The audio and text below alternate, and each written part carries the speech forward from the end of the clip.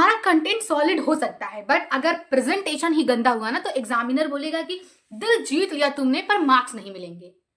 तो आज मैं तुम्हें इस वीडियो में बताऊंगी कि कैसे तुम्हें पेपर प्रेजेंटेशन करना है ताकि तुम्हारा एग्जामिनर खुद अंडरलाइन करे।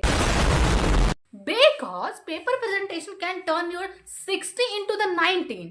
So sit uptight because after this video, your examiner gonna say, damn, this copy slaps. So hey everyone, this is Sonal Patel, the girl who didn't just dreamed but actually topped her graph. Not flexing, just being honest. The info here is raw, real and reliable.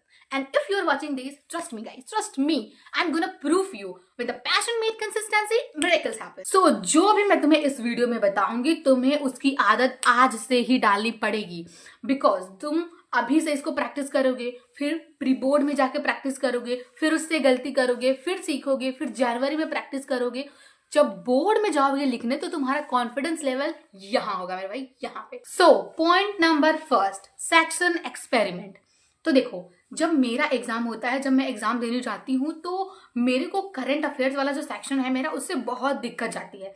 जब मैं सारे section के question करती रहती हूँ तो मुझे दिक्कत जाती है कि भाई ये सब तो मुझे आता है फिर भी हो जाएगा, करंट अफेयर्स हो पाएगा कि नहीं हो पाएगा। तो मेरा अप्रोच क्या होता है कि मैं वहीं से स्टार्ट करती हूँ कि हार्ड से स्टार्ट करते हैं। हार्ड आ गया भाई, सिंपल तो मैं धुआंधार उड़ा दूंगी, ठीक है। तो ये तुम्हारे साथ बिल्कुल अलग हो सकता है, मे भी हो सकता है कि तुमको इजी से स्टार्ट करना पसंद हो।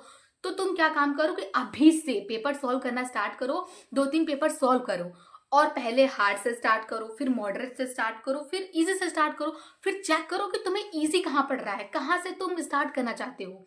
सो तुम ये जो एक्सपेरिमेंट है अभी से स्टार्ट करो। एग्जाम में जाकर हमें वहां पे डिसाइड नहीं करना है कि क्या करना है, अभी से सब कुछ चीजें डिसाइड होना चाहिए। Point number 2, how to write. अब देखो, आंसर लिखने के 2 तरीके होते हैं, एक तो आप पॉइंट वाइज लिखते हो, एक पैराग्राफ वाइज। पहले बात करते हैं पॉइंट वाइज की। तो देखो, जितने भी मार्क्स का क्वेश्चन रहता है हमें उससे 1 पॉइंट ज्यादा ही लिखना है, क्योंकि हम यहाँ पे सेफ खेल रहे हैं। एग्जामिनर को थोड़ा सा भी मौका नहीं दे रहे कि भाई आप 1 मार्क्स भी मेरे काट लो, बिल्कुल नहीं। तो तुमको जितने मार्क्स का क्वेश्चन है उससे 1 पॉइंट ज्यादा ही लिखना है। अब सारे आंसर में हो सकता है कि तुम्हें किसी आंसर में हो सकता है कि तुम्हें जितने मार्क्स का दिया उससे 1 कम ही पॉइंट आ रहे हो। तो उसमें क्या ट्रिक लगानी है कि जो तुम्हें एग्जिस्टिंग पॉइंट आ रहे हैं ना, उसे ही एक्सप्लिट करके तुम 2 पॉइंट बना दो। समझ करो 5 नंबर का है, तुम्हें 4 ही पॉइंट आ रहे हैं, तो चौथा वाला पॉइंट को एक्सप्लिट करना सीखो। अब एक्सप्लिट करने से तुम्हारा क्या फायदा होगा? पहला कि तुम्हारा वो क्वेश्चन गलत नहीं होगा, और दूसरा कि तुम एग्जाम में सेफ भी खेल गए, तुमने एग्जामिनर को मौका ही नहीं दिया कि मेरे मार्क्स काट लो। समझ रहे हो? अब इसका सेकेंड पार्ट कि जब तुम पैराग्राफ में आंसर लिख रहे हो तो कैसे लिखते हैं। देखो, जब पैराग्राफ में आंसर लिखते हैं तो उसका एक ही बेसिक फॉर्मेट होता है कि आप पहले इंट्रो लिख रहे हैं, बॉडी लिख रहे हैं, देन कंक्लूजन लिख रहे हैं। भाई ये बेस्ट तरीका होता है कोई भी पैराग्राफ आंसर लिखने का, ठीक है। तो हम इसी को फॉलो करने वाले हैं। हम एग्जामिनर को बिल्कुल भी मौका नहीं देना है कि आप मेरे मार्क्स कहीं से भी काट लो, क्योंकि हम पूरा तैयार होके जा रहे हैं, हर एक पॉसिबिलिटी को कंसीडर करके जा रहे हैं कि भाई ये होगा तो हम ये ट्रिक लगाएंगे, हमारे मार्क्स नहीं जाने चाहिए। Third point is writing. काफी बच्चों को दिक्कत रहती है, क्या बहुत ही सुंदर लिखना है या फिर चलेगा। तो देखो, teacher give marks for your knowledge, not for your cute hand writing. So focus on brains, not on fonts. देखो भाई, तुम्हारी राइटिंग ऐसी होनी चाहिए कि भाई सामने वाला बंदा समझ ले कि हाँ इसने ये लिखा है। अब मैंने बोल दिया कि फॉन्ट्स पे फोकस मत करो, तो इसका मतलब ये नहीं कि ऐसा लिख दे उसको समझ ही नहीं आ रहा, उसको समझ आनी चाहिए, ऐसी राइटिंग हमें लिखनी है, ठीक है। ज्यादा उसमें कुछ नहीं करना है। अगर कहीं कटिंग हो गई है तो नहीं, बिल्कुल नहीं चलेगा। और कोई फॉर्मूला है प्रॉपर ब्रैकेट में बंद कर दो, इसमें तो कोई दिक्कत नहीं है।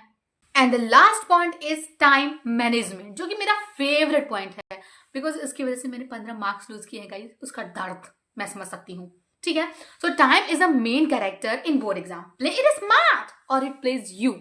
इन board exam time is not just ticking, it's the real boss. If you master the time you will become hero of your own story.